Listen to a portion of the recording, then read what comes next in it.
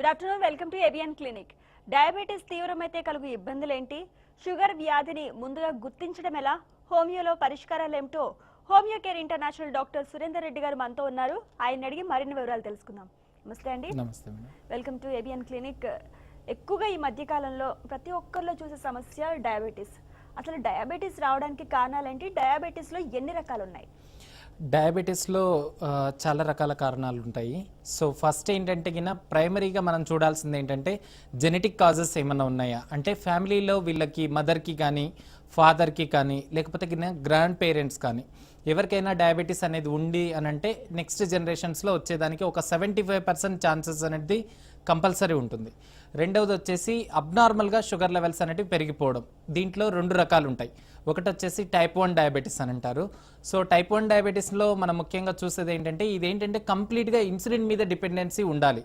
So insulin తీసుకోకపోతే మనిషి యొక్క జీవితం అనేది నడవదు. సో ఇలాంటి కండిషన్ని మనం టైప్ 1 డయాబెటీస్ అని అంటారు. రెండవది ఏంటంటే ఇన్సులిన్ లేకపోయినా టాబ్లెట్స్ రూపంలోనో లేకపోతే ఏదో ఒక మెడికేషన్ ద్వారానో సో కంటిన్యూ చేసేది. సో దీన్ని మనం నాన్ ఇన్సులిన్ డిపెండెంట్ డయాబెటీస్ అని అంటారు. రెండవ భాషలో టైప్ 2 డయాబెటీస్ అని అంటారు. తర్వాత ఎవరికైతే ప్రెగ్నెన్సీ టైంలో జనరల్గానే రొటీన్ ఇన్వెస్టిగేషన్స్ అనేవి చేయించడం జరుగుతుంది. సో రొటీన్ ఇన్వెస్టిగేషన్స్లో మనకేంటంటే కొందరికి షుగర్ లెవెల్స్ అనేవి అబ్నార్మల్గా మధ్యలో డిటెక్ట్ కావడం జరుగుతుంది. సో కొందరికి ఇనిషియల్ స్టేజెస్లో ఫస్ట్, సెకండ్, థర్డ్ మంత్లో కొందరికి కనిపించడం జరుగుతుంది. కొందరికి 3 months తర్వాత 6 months లోపల సో కొందరికి కనిపించడానికి అవకాశం ఉంటుంది. తర్వాత థర్డ్ ట్రైమిస్టర్ అంటే మోర్ దెన్ 6 months కంటే తర్వాత 7th monthలో 8th monthలో కొందరికి even before delivery so 9th monthలో కూడా కొందరికి కనిపించే అవకాశం ఉంటుంది. ఈ కండిషన్ని మనం జెస్టేషనల్ డయాబెటీస్ అని అంటాము. తర్వాత వీళ్ళలో కొందరికి పుట్టిన బిడ్డ ఎవరైతే ఉంటారో సో కొందరికి ఏంటంటే వీళ్ళ జెనెటిక్ ట్రాన్స్మిషన్స్ ద్వారా కూడా ఈ చిన్నపిల్లల్లో వచ్చేదానికి అవకాశం ఉంటుంది. ఈ కండిషన్ని మనం జువెనైల్ డయాబెటీస్ అని అంటాము. సో పుట్టిన ప్రతి ఒక్క బిడ్డకి ఇప్పుడు థైరాయిడ్ టెస్ట్ ఎలాగో షుగర్ టెస్ట్ అనేది కంపల్సరీ. తర్వాత పుట్టిన ప్రతి ఒక్క బిడ్డకి అట్లీస్ట్ ఒక 6 monthsకి ఒకసారి ఫాస్టింగ్ పోస్ట్ లంచ్ లెవెల్స్ లేకపోతే ర్యాండమ్ బ్లడ్ షుగర్ లెవెల్స్ అనేది చేయించుకోవడం కంపల్సరీ. సో దీంట్లో ఏంటంటే మనం షుగర్ లెవెల్స్లో జనరల్గా చూసేది ఏంటంటే వంశపారంపర్యంగా ఇలా వచ్చే అవకాశం ఉంటుంది. తర్వాత కొందరికి టైప్ 1 డయాబెటీస్లో ఆటో ఇమ్యూన్ డిసార్డర్స్ వలన కూడా చాలా మందిలో షుగర్ లెవెల్స్ అనేవి అబ్నార్మల్గా పెరిగిపోయేదానికి అవకాశం ఉంటుంది. మూడవది వచ్చేసి మానసిక ఒత్తిడి, ఎవరికైతే స్ట్రెస్ ఎక్కువగా ఉంటుందో ఇలాంటి వాళ్ళలో వచ్చేదానికి అవకాశం ఉంటుంది. తర్వాత కొన్ని గంటల పాటు ఎక్కువగా స్ట్రెస్ఫుల్ లైఫ్లో మోర్ దెన్ కొన్ని ఇయర్స్ పాటు వర్క్ చేయడం వల్ల కూడా ఇలాంటి వాళ్ళకి కూడా డయాబెటీస్ వచ్చేది. స్ట్రెస్ ఇండ్యూస్డ్ డయాబెటీస్ అని అంటాము. సో ఇలాంటిది ముఖ్యంగా బిలో 30 years లోపల టైప్ 1 డయాబెటీస్ లోపలికి వెళ్ళిపోయేదానికి అవకాశం ఉంటుంది. 30 years తర్వాత టైప్ 2 డయాబెటీస్కి వెళ్ళిపోయేదానికి అవకాశం ఉంటుంది. కాలర్ లైన్ లో ఉన్నారు హైదరాబాద్ నుంచి బేబీ రాణి గారు. బేబీ రాణి గారు, డాక్టర్ సురేందర్ రెడ్డి గారితో మాట్లాడండి. నమస్తే అండి. హలో చెప్పండి మేడం. నమస్తే. ఏం లేదండి, 4 సంవత్సరాలు అయిందండి నాకు డయాబెటిక్ వచ్చి. ఓకే.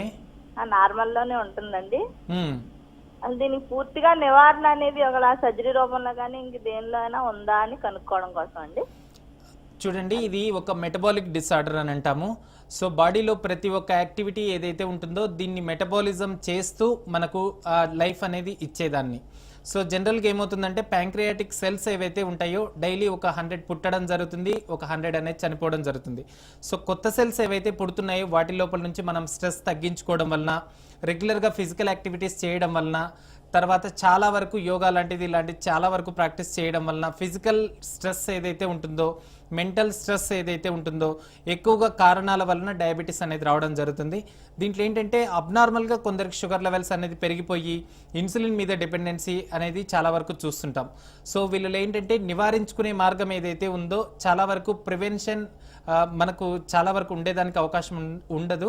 దీంట్లో ఏంటంటే మనం మేనేజ్ చేసుకుంటూ మన యొక్క షుగర్ లెవెల్స్ అనేది పెరగకుండా జాగ్రత్త పడుతూ ఏదైతే డయాబెటిక్ డైట్ ఏదైతే ఉంటుందో ఫుడ్లో మనం తీసుకోవాల్సిన రెస్ట్రిక్షన్స్ ఏవైతే ఉంటాయో ఈ రెస్ట్రిక్షన్స్ తీసుకుంటూ రెగ్యులర్గా ఫిజికల్ ఎక్సర్సైజెస్ చేసుకుంటూ దీంతోపాటు యోగా లాంటిది ప్రాక్టీస్ చేసుకుంటూ మెడికేషన్స్ మీద డిపెండెన్సీ ఏదైతే ఉంటుందో మెడికేషన్స్ లాంటివి వాడుకుంటూ రెగ్యులర్గా మనకు జనరల్గా లోపటి నుంచి ఇన్సులిన్ యొక్క సెక్రీషన్స్ని పెంచేదానికి మెడిసిన్స్ అనేటివి హోమియోపతిలో ఉండడం జరుగుతుంది. సో ఈ మెడిసిన్స్ వలన బాడీలో ఇమ్యూనిటీని పెంచేదానికి అవకాశం ఉంటుంది. దీంతో పాటు లోపటి నుంచి ఎక్కడైతే ప్యాంక్రియాటిక్ సెల్స్ లోపటి నుంచి మనకు ఇన్సులిన్ జనరల్గానే మనకు ఆ ఇన్సులిన్ యొక్క సెల్స్ ఏవైతే ఉంటాయో వాటిని యాక్టివేట్ చేసేదానికి హోమియోపతిలో వైద్యం ఉంది. సో మీరు ఒకసారి రిపోర్ట్స్ తీసుకొని వస్తే దీనికి కొన్ని మంత్స్ పాటు ట్రీట్మెంట్ అనేది తీసుకుంటే పర్మనెంట్గా షుగర్ లెవెల్స్ అనేవి నార్మల్కి వచ్చేదానికి అవకాశం ఉంది. ఓకే, కాకినాడ నుంచి సత్య గారు లైన్ లో ఉన్నారు. సత్య గారు, డాక్టర్ గారిని మీ డౌట్ అడగండి. హలో, నమస్తే. నమస్తే సార్. నమస్తే మేడం, మేము కాకినాడ నుంచి మాట్లాడుతున్నాం సార్. చెప్పండి మేడం. అదే నాకు సంవత్సరంన్నర నుంచి సార్ నాకు డయాబెటిస్ అని వచ్చింది సార్ మామూలుగా. ఓకే. అయితే నేను నీరు ఎక్కువ అవుతుందని నేను వెళ్ళి డాక్టర్ని కలిసాను సార్. అయితే అది చూపించుకుంటే స్టార్టింగ్ 200 ఉంది సార్. ఓకే. అయితే మందులు ఇస్తున్నారు కానీ నాకు ఏమీ ఇన్ఫర్మేషన్ అని తెలియట్లేదు సార్. ఒకసారి తగ్గుతుంది, ఒకసారి ఎక్కువ అవుతుంది సార్. ఓకే అమ్మా, దీంట్లో ఏంటంటే ఫాస్టింగ్ పోస్ట్ లంచ్ లెవెల్స్ ఏవైతే ఉంటాయో ఫాస్టింగ్లో మనకు బిలో 100 లోపల ఉండాలి. పోస్ట్ లంచ్లో ఎక్కడైతే చూస్తామో పోస్ట్ లంచ్లో బిలో 160 అంటే 160 కంటే తక్కువ ఉండాలి. సో తిన్న తర్వాత మనం ర్యాండమ్గా చెక్ చేయిస్తే కొందరికి ఏంటంటే 160 కంటే ఎక్కువగా ఉండడం, 180 కంటే ఎక్కువగా ఉండడం జనరల్గా గమనిస్తుంటాం. సో వీళ్ళు ఏంటంటే టైప్ 1 డయాబెటీస్ ఉందని నిర్ధారించుకోవాలి. తర్వాత డయాబెటీస్ ఎవరికైతే ఉంటుందో చాలా వరకు స్ట్రిక్ట్గా డైట్ రిస్ట్రిక్షన్స్ ఏవైతే ఉంటాయో కారం మసాలా ఫుడ్ తగ్గించుకోవడం, జంక్ ఫుడ్స్ ఏవైతే బయట తినాల్సి ఉంటుందో, తర్వాత పార్టీ ఫంక్షన్స్ లాంటి ఫుడ్స్ ఇవన్నీ చాలా వరకు రిస్ట్రిక్షన్ చేసుకొని దీంతోపాటు ఫిజికల్ ఎక్సర్సైజెస్ చేసుకోవడం ఇంపార్టెంట్. దీంతోపాటు మెంటల్ స్ట్రెస్ ఎవరికైతే ఉంటుందో మెంటల్ స్ట్రెస్ అనేది తగ్గించుకోవాలి. మీరు ఒకసారి రిపోర్ట్స్ తీసుకొని వచ్చి మాకు దగ్గరలో ఉన్న బ్రాంచ్ని కన్సల్ట్ చేస్తే ప్రాపర్గా ట్రీట్మెంట్ అనేది తీసుకోవడం జరుగుతుంది.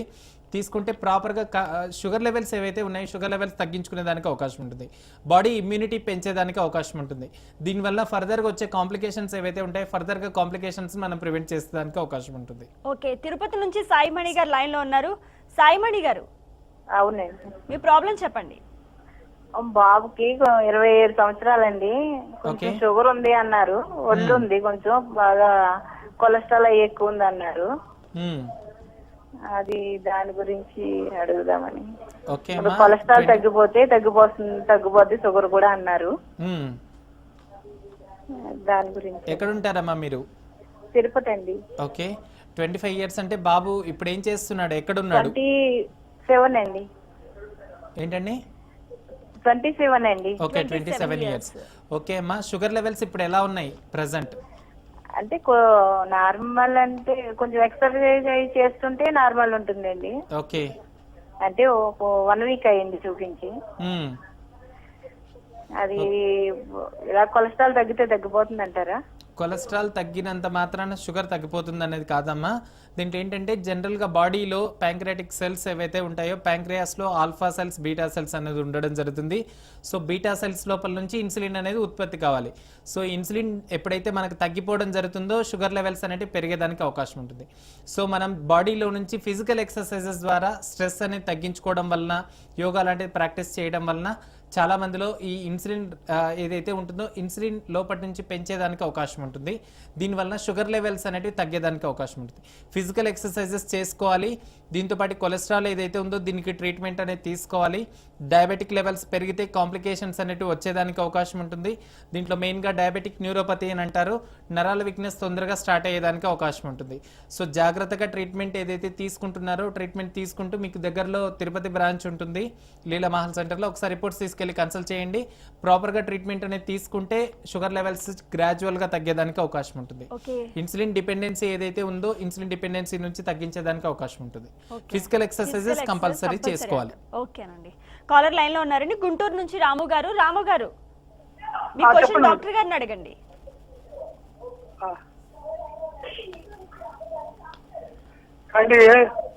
చెప్పండి రాము గారు.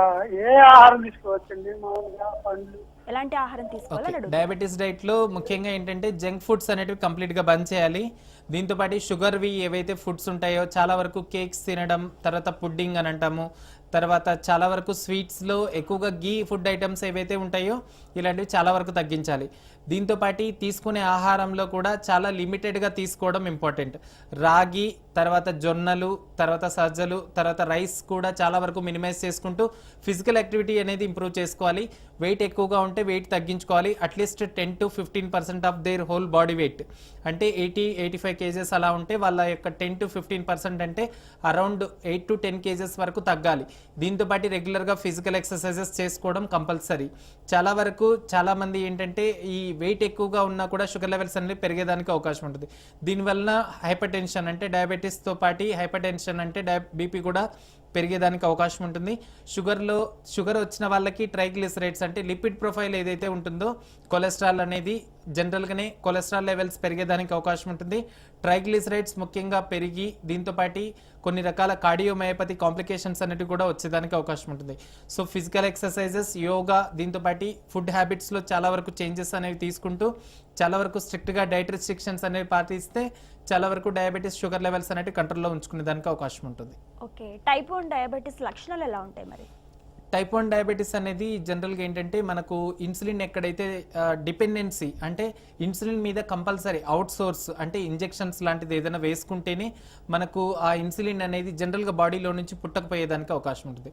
సో ఇది ముఖ్యంగా ఆటో ఇమ్యూన్ టెండెన్సీ అంటే మన శరీరంలో రక్షించాల్సిన రక్షణ వ్యవస్థ ఏదైతే ఉంటుందో ఇది మన ప్యాంక్రియాస్ మీద దాడి చేయడం వల్ల ముఖ్యంగా టైప్ 1 డయాబెటీస్ అనేది వచ్చేదానికి అవకాశం ఉంటుంది. చాలా మందిలో జువెనైల్ డయాబెటీస్ అంటే చిన్నప్పుడు ఎవరికైతే షుగర్ లెవెల్స్ అనేవి స్టార్ట్ అవుతాయో లేకపోతే బిలో 30 years లోపల ఎవరికైతే ఉంటుందో టైప్ 1 డయాబెటీస్ అనేది మెయిన్గా ఇండికేట్ చేసేదానికి అవకాశం ఉంది. సో వీళ్ళలో చాలా మందిలో మనం చూసేది ఏంటంటే టైప్ 1 డయాబెటీస్లో ఇన్సులిన్ మీద డిపెండెన్సీ ఎక్కువగా పెరిగేదానికి అవకాశం ఉంటుంది. సో వీళ్ళ యొక్క షుగర్ లెవెల్స్ అబ్నార్మల్గా రైజ్ అయ్యేదానికి అవకాశం ఉంటుంది. మోర్ దెన్ 350, 360, 400, 425 వరకు కూడా రీచ్ అయ్యేదానికి అవకాశం ఉంటుంది. కొందరు డయాబెటిక్ కోమా లోపలికి కూడా వెళ్ళేదానికి అవకాశం ఉంటుంది. సో జాగ్రత్తగా వీళ్ళకి ఏంటంటే ఇన్సులిన్ ఇచ్చి టెంపరీగా తగ్గించుకుంటూ దీంతోపాటు ప్రాపర్గా కాన్స్టిట్యూషనల్ మెడిసిన్స్ ట్రీట్మెంట్ అనేది స్టార్ట్ చేసుకుంటే గిన పర్మనెంట్గా హోమియోపతిలో నార్మల్కి వచ్చేదానికి అవకాశం ఉంటుంది. చెన్నై నుంచి రమా గారు లైన్లో ఉన్నారు. రమా గారు, డాక్టర్ గారికి మీ సమస్య చెప్పండి. ఓకే అండి. సార్, హలో, చెప్పండి మేడం. నమస్తే అండి. మా బాబుకి ఇప్పుడు టైప్ 1 డయాబెటీస్ ఉందండి. ఓకే, బాబు వయసు ఎంత అండి? 9 years అండి. ఓకే, ఇప్పుడు మేము అలోపతిలో ట్రీట్మెంట్ తీసుకుంటూ ఉన్నాము. ఓకే, ఇప్పుడు హోమియో కేర్ లో అంటే ఏమైనా కాంప్లికేషన్స్ రాకుండా ఉండడానికి ఎక్స్ట్రా ట్రీట్మెంట్ ఏమైనా ఉంటాయా అండి? కొద్దిగా గట్టిగా మాట్లాడండి మేడం. హోమియోపతిలో ట్రీట్మెంట్ తీసుకోవాలనుకుంటున్నారు, కాంప్లికేషన్ రాకుండా ఉంటాయా? కాంప్లికేషన్స్ రాకుండా ఉండే ట్రీట్మెంట్ ఉందా అని అడుగుతున్నారు. ఓకే, కాంప్లికేషన్స్ రాకుండా ఉండేదానికి అవకాశం ఉంటుంది. మీరు ఇన్సులిన్ మీద డిపెండ్ అయి ఉన్నారా లేకపోతే మెడిసిన్స్ అనే టాబ్లెట్స్ ఏమైనా వాడుతున్నారా? ఓన్లీ ఇన్సులిన్ పైన డిపెండ్ అయినామండి, వేరే ఎక్స్ట్రా ఏం టాబ్లెట్స్ లేదు. ఓకే, నేను చెప్తాను మేడం. ఇన్సులిన్ మీద డిపెండ్ అయిన వాళ్ళలో టైప్ 1 డయాబెటీస్ అని అంటారు. సో వీళ్ళు ఏంటంటే తీసుకునే ఆహారం ఎక్కువ తీసుకున్నా కూడా వెయిట్ లాస్ అనేది డ్రాస్టిక్గా పడిపోవడం జరుగుతుంది. మనిషి మొత్తం లీన్ థిన్గా ఉండిపోవడం జరుగుతుంది. ఏ పని చేసుకోవాలన్నా నీరసం ఎక్కువగా ఉండడం, దీంతోపాటు వెయిట్ లాస్ ఎక్కువగా ఉండడం, టైర్డ్నెస్ ఎక్కువగా ఉండడం, తొందరగా మతిమరుపు ఎక్కువగా రావడం, ఇలాంటి కండిషన్స్ అన్ని టైప్ 1 డయాబెటీస్లో ఎక్కువగా చూసేదానికి. ఎక్కువగా లెథార్జీ అంటే టైర్డ్నెస్ ఎక్కువగా ఉండడం, ఏ పని యాక్టివ్గా చురుకుదనంగా చేసుకోలేకపోవడం, ఈ కండిషన్స్ని మనం టైప్ 1 డయాబెటీస్లో ఎక్కువగా చూసేదానికి అవకాశం ఉంటుంది. వీళ్ళలో ఏంటంటే ఇన్సులిన్ యొక్క డెఫిషియన్సీ ఏదైతే ఉంటుందో ఇన్సులిన్ అనేది జనరల్గా ప్యాంక్రియాస్ లోపల నుంచి బీటా సెల్స్ నుంచి పుట్టకపోవడం వలన టైప్ 1 డయాబెటీస్ అనేది వచ్చేదానికి అవకాశం ఉంటుంది. సో దీనికి ఆర్టిఫిషియల్గా మనం ఇన్సులిన్ బయట నుంచి రీప్లేస్మెంట్ థెరపీగా ఇన్సులిన్ డిపెండెన్సీ మీద ఉండాల్సి వస్తుంది. సో మనం వాడుతున్న ఇన్సులిన్ డిపెండెన్సీ ఏదైతే ఉందో స్లోగా గ్రాడ్యువల్గా ఇప్పుడు ఎన్ని యూనిట్స్ తీసుకుంటున్నారు హోమియోపతి ట్రీట్మెంట్ స్టార్ట్ చేసిన తర్వాత దీనికి ఏంటంటే మానసిక లక్షణాలు, శారీరక లక్షణాలు, దీంతోపాటు డయాబెటీస్ యొక్క లక్షణాలు ఏవైతే ఉన్నాయో వీటిని పరిగణలోకి తీసుకొని కాన్స్టిట్యూషనల్ థెరపీ ట్రీట్మెంట్ అనేది ఇవ్వడం జరుగుతుంది. ఈ కాన్స్టిట్యూషనల్ థెరపీ ట్రీట్మెంట్ తోటి పర్మనెంట్గా ఈ టైప్ 1 డయాబెటీస్ అనేది చాలా వరకు కంట్రోల్లోకి వచ్చేదానికి అవకాశం ఉంటుంది.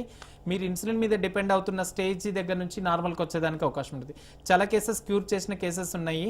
మీరు ఒకసారి రిపోర్ట్స్ తీసుకెళ్ళి చెన్నైలో కానీ హైదరాబాద్ బ్రాంచ్లో కానీ కన్సల్ట్ చేస్తే ప్రాపర్గా ట్రీట్మెంట్ అనేది తీసుకునేదానికి అవకాశం ఉంది. ఓకే, చెన్నై నుంచి మరో కాలర్ సుబ్బారెడ్డి గారు లైన్లో ఉన్నారు.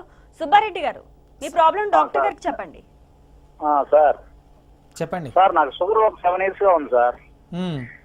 నేను ఇంగ్లీష్ మెడిసిన్ వాడుతున్నాను. ఇక్కడ చెన్నైలో ఎంఈ డయాబెటిక్ అని చెప్పి డాక్టర్ గారి మెడిసిన్ సలహాతో వాడుతున్నాను సార్.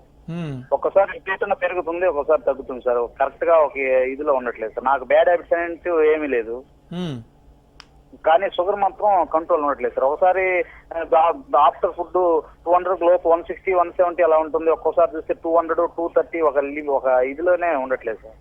ఓకే, ఇప్పుడు ఇన్సులిన్ తీసుకుంటున్నారా, టాబ్లెట్స్ తీసుకుంటున్నారా? టాబ్లెట్ మాత్రం సార్. ఓకే, మీ వయసు ఎంత ఇప్పుడు? నా వయసు 37 సార్. ఓకే, చూడండి, టాబ్లెట్ ఏదైతే తీసుకుంటున్నారో ఆపకుండా స్లోగా హోమియోపతి మెడిసిన్స్ అనేది స్టార్ట్ చేసుకుంటే చాలా వరకు ఈ షుగర్ లెవెల్స్ ఏవైతే ఉన్నాయో షుగర్ లెవెల్స్ కంట్రోల్లోకి వచ్చేదానికి అవకాశం ఉంటుంది. దీంతో పాటు మీరు ఏవైతే రిస్ట్రిక్షన్స్ ఏవైతే చేస్తున్నారో, అంటే స్ట్రిక్ట్గా డయాబెటిక్ డైట్ అనేది ఫాలో కావాలి, రెగ్యులర్ ఫిజికల్ ఎక్సర్సైజెస్ చేసుకుంటే కొన్ని మంత్స్ పాటు ట్రీట్మెంట్ అనేది తీసుకోవాల్సిన అవకాశం ఉంటుంది. తీసుకుంటే డెఫినెట్గా షుగర్ లెవెల్స్ అనేవి కంట్రోల్లోకి వచ్చేదానికి అవకాశం ఉంటుంది. పర్మనెంట్గా క్యూర్ అయిపోయిన కేసెస్ కూడా చాలా ఉన్నాయి. మీరు ఒకసారి రిపోర్ట్స్ తీసుకొని వస్తే ప్రాపర్గా అనలైసిస్ చేసి దీంట్లో ఫర్దర్గా కాంప్లికేషన్స్ అంటే డయాబెటిక్ న్యూరోపతి అని అంటారు. డయాబెటిక్ న్యూరోపతిలో మనకేంటంటే అరికాళ్ళు, అరిచేతులు మంటలు రావడం, తిమ్మిరులు వచ్చినట్టు ఉండడం, ఇలాంటి లక్షణాలు ఎక్కువగా కనిపించేదానికి అవకాశం ఉంటుంది. ఇలాంటి లక్షణాలు పర్మనెంట్గా క్యూర్ అయ్యేదానికి అవకాశం ఉంటుంది. ఒకసారి రిపోర్ట్స్ తీసుకొని మీ దగ్గరలో ఉన్న బ్రాంచ్లో కన్సల్ట్ చేయండి. సిఐటి నగర్, అమంజికరి బ్రాంచెస్ ఉంటాయి. ఒకసారి రిపోర్ట్స్ తీసుకెళ్ళి కన్సల్ట్ చేయండి టీ నగర్ బ్రాంచెస్లో. ఓకేనండి, టైప్ 1 డయాబెటీస్ లక్షణాలు చెప్పారు. అలాగే టైప్ 2 డయాబెటీస్ లక్షణాలు చెప్పండి, అలాగే అది ఏ విధంగా వస్తుంది? టైప్ 2 డయాబెటీస్ ఏంటంటే మనకు 30 ఇయర్స్ తర్వాత నుంచి ఏ ఏజ్లోనైనా వచ్చేదానికి అవకాశం ఉంటుంది.